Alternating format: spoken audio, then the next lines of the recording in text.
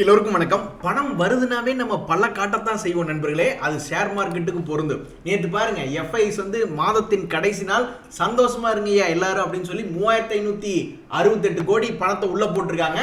அது மட்டும் இல்ல, அவங்களுடைய டேர்ன் ஓவர்லாம் பார்த்தா விண்ணை முட்டும் அளவு. மொத்த கணக்கு பார்த்தா 1 லட்சம் கோடி.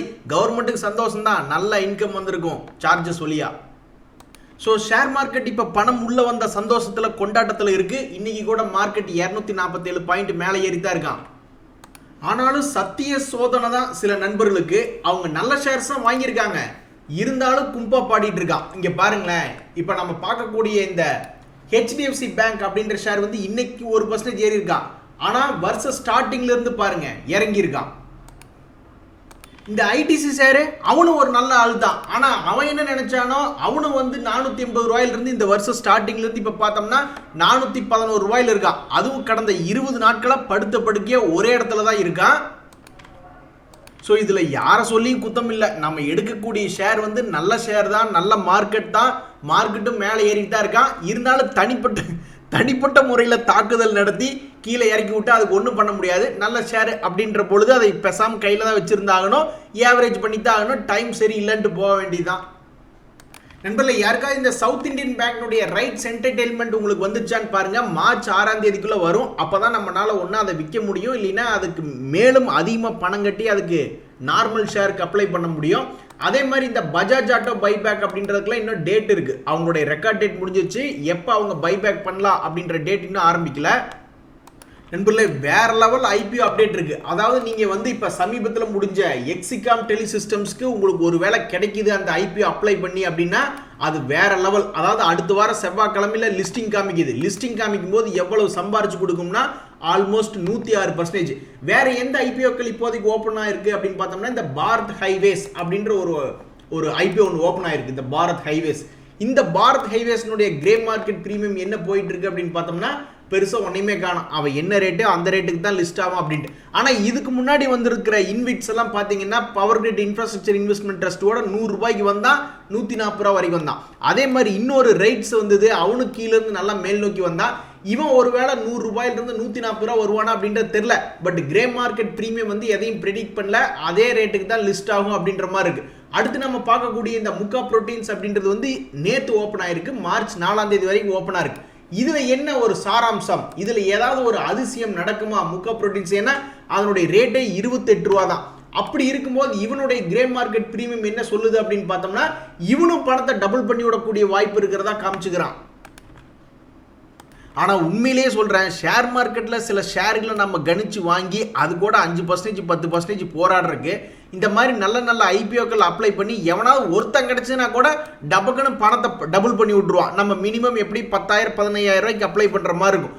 ஒரு லாட்டு கிடைச்சி டபக்குன்னு நம்மளுக்கு பணத்தை டபுள் பண்ணி விட்டானா கூட ரொம்ப சந்தோஷமாக தான் இருக்கும். சமீபத்தில் நிறைய நண்பர்களுக்கு ஐபிஓவே கிடைக்கல போல.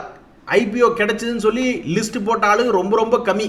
நான் நினைக்கிறேன் இதெல்லாம் ஒரு ரேஷியோ படி ஆளுக்கு 13,000 ரூபா அப்படின்றது நீ கொடுக்காட்டி பரவாயில்ல, அந்த லாட் சைஸை குறை, ஒரு 5,000 ரூபாய்க்கு நீ ஆரம்பி அப்படின்ற சமயத்தில் எங்களுக்கு 5,000 ரூபாய் டபக்குன்னு 10,000 ரூபா ஆச்சுன்னா கூட ரொம்ப சந்தோஷமா இருக்கும்ல. இதை எப்படியாவது கவர்மெண்ட் எடுத்துட்டு போய் ஒன்னா லாட் சைஸை கம்மி பண்ணு, இல்லைன்னா எல்லாத்துக்கும் பிரிச்சு கொடு. ஷேர் ஆட்டோ மாதிரி ஒரு 1 லட்சம் பேர் அப்ளை பண்ணா 1 லட்சம் பேருக்கு ஒரு 2 ஷேராவது பிடிச்சு கொடு. ஒரு 1000 ரூபாய் கிடைச்சதுன்னா கூட ஒரே வாரத்தில் ஏதாவது கறி கஞ்சிக்கு ஆகும்ல. எங்கள் மேனேஜர் எப்பவும் சொல்லுவார், எதையும் பிளான் பண்ணி பண்ணணும்.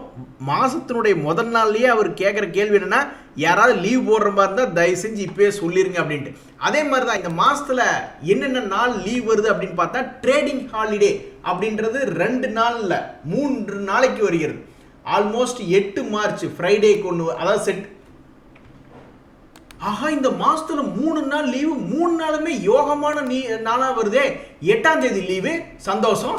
அதுக்கடுத்தது 25 29, அடடா என்ன ஒரு அருமையான நாட்கள். ஸோ அப்போ ஒரு ஜாலி ட்ரிப்பு போக வேண்டியதான் இந்த டேஸை கனெக்ட் பண்ணி. ஆப்ஷன் பை பண்ணவங்களுக்கு தான் கும்பா 3 நாள் வெட்டியா போகுது. ஆப்ஷன் பிரீமியம் எல்லாம் சாப்பிட்டுருவாங்க. நண்பர்களே, ஒரு மனுஷன் பிறந்தாவே அவன் வாழ்க்கையில ஏதாவது ஒரு சமயத்துல 7.5 பிடிச்ச அவனை ஆட்டோ. இப்ப சமீபத்தில் 4-5 வருஷமா தொடர்ந்து மேல் நோக்கி ஏறிக்கொண்டே இருந்த பங்குகள், காலங்காலமாக இருந்த பங்குகள்னா இந்த ஆஸ்பத்திரி பங்குகள் தான். அதுகளுக்கு இன்னைக்கு ஒரு பிரச்சனை ஆகி போச்சு. பாவம் இந்த மேக்ஸ் ஹெல்த் கேர் அப்படின்றது ஒரு 7.5% காலி. இந்த KIMS Krishna institute of medical sciences எல்லாமே அப்போலோ ஹாஸ்பிட்டல் முதல் கொண்டு நிறைய பேர் ஒரு மாதிரி வீக்காக தான் ட்ரேட் ஆகிட்டு இருக்காங்க. என்ன காரணம்? அதாவது எந்த மாதிரி நியூஸ்கள் வருது அப்படின்னு பார்த்தீங்கன்னா, ஏன் கவர்மெண்ட் சொல்ல மாட்டேங்குது ஹாஸ்பிட்டல்ஸ்க்கு இந்த சர்வீஸ்க்கு இதுதான் ரேட்டு அப்படின்ற மாதிரி. ஸோ இது மாதிரி பண்ணும்பொழுது என்ன ஆகுதுன்னா, ஒரு ஹாஸ்பிட்டலுடைய மார்ஜின் குறையலாம். ஒரு நல்ல ஃபெசிலிட்டி இருக்கிற ஹாஸ்பிட்டலில் போனாலும் ஒரு சர்ஜரிக்கு அதே ரேட்டு தான், இன்னொரு சுமாரான ஹாஸ்பிட்டலுக்கு போனாலும் சர்ஜரிக்கு அதே ரேட்டு தான். அந்த மாதிரி நார்மலைஸ் பண்ணிட்டாங்கன்னு வச்சுங்களேன். அப்போ பெரிய ஹாஸ்பிட்டல்ஸில் ப்ராஃபிட் மார்ஜினே ரொம்ப கம்மியாயிடும்ல. அதுதாங்க நண்பர்களே, 7.5 எந்த ரூபத்தில் வேணாலும் வரலாம். இவ்வளவு வருஷமா சந்தோஷமா சிரிச்சு பேசிக்கிட்டு இருந்த ஆஸ்பத்திரி ஷேர்கள் இன்றைக்கு கொஞ்சம் சுணக்கமா இருக்கு. ஆனா எனக்கு தெரிஞ்சு இதெல்லாம் ரொம்ப கஷ்டம் தான். அது எப்படி ஒரு சர்ஜரிக்கு எல்லா ஹாஸ்பிட்டலையும் ஒரே ரேட் வைக்க முடியும்? கொஞ்சம் முன்ன பின்ன இருக்கணும் அப்படின்றத என்னுடைய பிராக்டிக்கல் திங்கிங்கு. எது எப்படியோ இப்போதைக்கு ஆஸ்பத்திரி ஷேர்கள் கொஞ்சம் சுணக்கமா இருக்கா. அதுக்கு என்ன காரணம்னா இதுதான் காரணம் நண்பர்களே. இந்த ஏபிஎஸ்எல் ஏஎம்சி அப்படின்னு ஷேர் வந்து ரொம்பவுமே ரோசமாக இருக்கான், விட்டு கொடுக்கவே மாட்டேன்றான். இதுக்கு முன்னாடி அவன் வந்து 720 ரூபாயிலிருந்து அவன் பாட்டு கும்பா பாண்டியாகி 300 ரூபா வந்துட்டான். அதுக்கப்புறம் பார்த்தோம்னா தொடர்ந்து விட்டு கொடுக்காம இந்த ஷேர் மேலே ஏறிக்கிட்டே இருக்கான். ஒருவேளை தொடர்ந்து இவனுடைய பழைய ரேட் அப்படின்றது வந்தான்னா ஆல்மோஸ்ட் இதுக்குள்ள ஒரு 30% ஒளிஞ்சிருக்கிறதா பார்க்குறேன். எத்தனையோ ஷேர் வந்து அவனுடைய ஐபிஓ பிரைஸ்லேருந்து பெரிய அளவில் வீழ்ச்சி அடைஞ்சு மறுபடியும் அவனுடைய பழைய ரேட்டை போய் தொட்டிருக்கான். அப்படி அவன் போய் ரோசப்பட்டு தொடுவானா இல்லையா அப்படின்றது தெரில. பட் அப்படி போய் தொட்டானா இதுக்குள்ள ஒரு 30% ப்ராஃபிட் அப்படின்றது ஒளிஞ்சிருக்கிறதா தான் நான் பார்க்குறேன். க்ளோஸ் பண்ணதான் அப்படின்ற மாதிரி தூத்துக்குடியில் இருக்கக்கூடிய அந்த ஸ்டெர்லைட் காப்பர் கம்பெனி வந்து இனி திறக்க விட மாட்டாங்க போல. சுப்ரீம் கோர்ட் அந்த மாதிரி ரிஜெக்ட் பண்ணியிருக்காங்க. ஸோ அப்போ இந்த சமயத்தில் வந்து வேதாந்தா பெரிய அளவில் இறங்கிடுச்சு அப்படின்ற மாதிரி பார்த்தா அந்த மாதிரிலாம் பெருசாக இறங்கல. அவன் ஒரு மாதிரி பாசிட்டிவாக தான் இருக்கான். அப்போ இந்த நியூஸ் வந்து யாருக்கு ஒரு ஆதரவாக இருக்குன்னா, என்னை பொறுத்த வரைக்கும் ஹிந்து காப்பர் அப்படின்ற ஷேருக்கு இது ஒரு பாசிட்டிவ் நியூஸாக பார்க்குறேன். இந்த சமயத்தில் இன்னைக்கு மீடியாக்களில் டிஸ்கஸ் பண்ணிக்கிட்டு இருந்த ஷேரில் அடிக்கடி இப்போ சமீபத்தில் கேஸ்ட்ரால டிஸ்கஸ் பண்ணிட்டே இருக்காங்க. அது என்ன ஆகும்னு தெரியல. ஆனால் இந்த போரோசெல் ரெனியூவபிள்ஸ் அப்படின்ற டிஸ்கஸ் பண்ணிட்டு இருக்கீல, ஒருவேளை இவன் மேலே ஏறி வந்தால் இவன் இன்னும் எவ்வளவு தூரம் மேலே வர வேண்டும் அப்படின்ற நான் பார்த்துக்கிட்டு இருந்தேன். நல்ல ரேட் தான், ஆல்மோஸ்ட் ஒரு 1000 ரூபா பக்கத்தில் வரணும் தான் அப்படின்றது என்னோட எதிர்பார்ப்பு. ஸோ 568 ரூபாயிலிருந்து கொஞ்சம் கொஞ்சமாக மேல் நோக்கியே வந்துகிட்டே இருக்கான் தொடர்ந்து. அப்படின்னா என்னை பொறுத்த வரைக்கும் இது ஒரு 1000 ரூபா வந்து தொடரக்கூடிய பங்காக தான் நான் பார்க்குறேன் லாங் டேர்மில். நண்பர்கள், இந்த டாடா எல்சியை சாதாரணமாக நினச்சிக்காதீங்க. ஒரு காலத்துல எல்லாம் அவன் அப்படியே எல்லாரும் பயப்படுற அளவுக்கு ஏறி வந்தான். வெறும் 1100 ரூபா இருந்தவன் அவன் பாட்டுக்கு மேலே வந்து 10,000 ரூபா வந்துட்டான். அதுக்கப்புறம் தொடர்ந்து ஒரு 2-3 வருஷமா கொஞ்சம் சுணக்கமாக இருக்கா. பட் இருந்தாலும் இப்போ என்ன ஆயிருக்கு அப்படின்னா, நல்ல ஒரு மொமெண்டம் அப்படின்ற செட் பண்ணியிருக்கான். இனிமேல் அவன் பழையபடி விளையாட ஆரம்பிச்சான்னா 10,000 ரூபாயெல்லாம் இவனுக்கு தாண்டது அசால்ட் அப்படின்றத என்னுடைய கருத்து. நண்பர்களே, ஜொமேட்டோ ஷேர் யாராவது வச்சிருக்கீங்களா? உண்மையிலேயே நீங்கள் பெருமைப்பட்டுக்கலாம். ஒரு காலத்தில் தக்காளியினுடைய விலையை விட கம்மியாக போய் ட்ரேட் ஆகிட்டு இருந்ததா இந்த ஜொமேட்டோ. ஆனால் இன்னைக்கு தேதியில் நீங்கள் எடுத்து பார்த்தீங்கன்னா கீழே 40 ரூபாயெல்லாம் போன ஷேர் இன்னைக்கு 167 ரூபா வந்து அவனுடைய லைஃப் ஹையில் ட்ரேட் ஆகிட்டு இருக்கான். உண்மையிலேயே நீங்கள் ஒரு ஜொமேட்டோ ஷேர் ஹோல்டர்னு பெருமையாக சொல்லிக்கொள்ள வேண்டிய நேரம் இது. ஹோட்டல் பிஸ்னஸ் தொடர்ந்து முன்னேறி வருகிறது அப்படின்றதுக்கு அடையாளமா என்ன ஒரு நியூஸ் வருதுன்னா, சேலட் ஹோட்டல்ஸ் அப்படின்றது ஒரு 315 கோடிக்கு மறுபடியும் ஒரு இன்வெஸ்ட்மெண்ட் அப்படின்றது பண்ணியிருக்காங்க. இந்த சமயத்தில் வந்து நிறைய பேர் செமிகண்டக்டர் சம்பந்தப்பட்ட பங்குகள் ஏதாவது கிடைக்குதா அப்படின்ற மாதிரி தேடிக்கிட்டே இருக்காங்க. அதில் இந்த சிஜி பவர்னுடைய ஒரு ஜாயிண்ட் வெஞ்சர் அப்படின்றது ஸ்டார்ட் ஆயிருக்கு. அட பாவி, ஒரு நல்ல ஆப்பர்ச்சுனிட்டியே கிடைக்கும் அப்படின்ற மாதிரி நான் யோசிச்சுக்கிட்டு இருந்தாக்கா 36 ரூபாயிலிருந்து ஆல்ரெடி 464 ரூபா வந்துட்டான். ஒருவேளை இந்த செமிகண்டக்டர் நியூஸ்க்கு அப்புறம் தொடர்ந்து மேல் நோக்கி இதே ஏங்க 30 ரூபாயிலிருந்து 450 ரூபா வரைக்கும் நிற்காம ஏறி இருக்கா. இந்த செமிகண்டக்டர் நியூஸ்க்கு அப்புறம் மறுபடியும் இங்கிருந்து ஒரு 1000 ரூபா போயிட்டான்னா ரொம்ப சந்தோஷமா தான் இருக்கும். ஆஹா, இதுவல்லவோ ஒரு சந்தோஷம். சுவன் ஃபார்மா அப்படின்ற ஷேர் வச்சிருக்கிறவங்களுக்கு இன்னைக்கு காலையில் வந்தோடனே சந்தோஷம் தலகால் புரியாமல் ஆடி இருப்பாங்க. என்ன காரணம்னா ஆல்மோஸ்ட் 10-11% மேலே ஏறி இருந்தான். என்ன ஒரு நியூஸ் அப்படின்னா, கோஹன்ஸ் லைஃப் சயின்சஸ் அப்படின்ற ஷேர் கம்பெனி வந்து இவங்களோட மெர்ஜ் பண்ணுறாங்க. என்ன ரேஷியோல்னா 295 கோஹன்ஸ் அப்படின்ற ஷேர் வச்சிருந்தா அவங்களுக்கு 11 சுவன் ஷேர் அப்படின்றது கிடைக்கும்.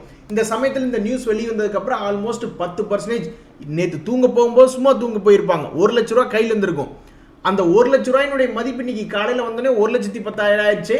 எல்லாருமே இப்படி தான் ஆசைப்படுறோம், ஆனால் நடக்க மாட்டேங்குது. நண்பர்களே, ஒரு முக்கியமான விஷயம், யாரும் நாளைக்கு உங்களுடைய கடையை சாத்தி விட வேண்டாம், லீவுக்கு போய்விட வேண்டாம் என்றதை நான் விரும்பி கேட்டுக்கிறேன். இன்னும் 3 நாள் உங்களுக்கு நல்ல அருமையான லீவுன்னு வருது. பட் நாளைக்கு நீங்கள் லீவ் போட்டுறாதீங்க. ஏன் அப்படின்னா நீங்கள் ஷேர் மார்க்கெட் லீவுன்னு நினச்சி நாளைக்கு லீவ் போடுவீங்க. கிடையாது, நாளைக்கு ஷேர் மார்க்கெட்டில் ஒரு ஸ்பெஷல் ட்ரேடிங் செஷன் அப்படின்றது இருக்குது.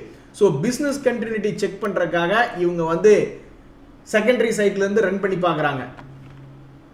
ஸோ அந்த டிசாஸ்டர் ரெக்கவரி சைட்லேருந்து ரன் பண்ணி பார்க்கும் பொழுது அவங்க இடையில ஒரு பிரேக் எடுத்துக்கிறாங்க. காலையில் ஒரு 3/4 மணி நேரம், அந்த பிரேக்குக்கு அப்புறம் மறுபடியும் 11:30 ஸ்டார்ட் ஆகும். அப்புறம் 1 மணி நேரம் இருக்கும். லஞ்ச் முடிஞ்சோடனே எல்லாரும் நம்ம ஜாலியாக வீட்டுக்கு போயிடலாம். இன்றைய தகவலில் உங்களுக்கு உதவியாக இருந்ததுன்னா எனக்கு சந்தோஷம் தான். ரொம்ப நன்றி, வணக்கம்.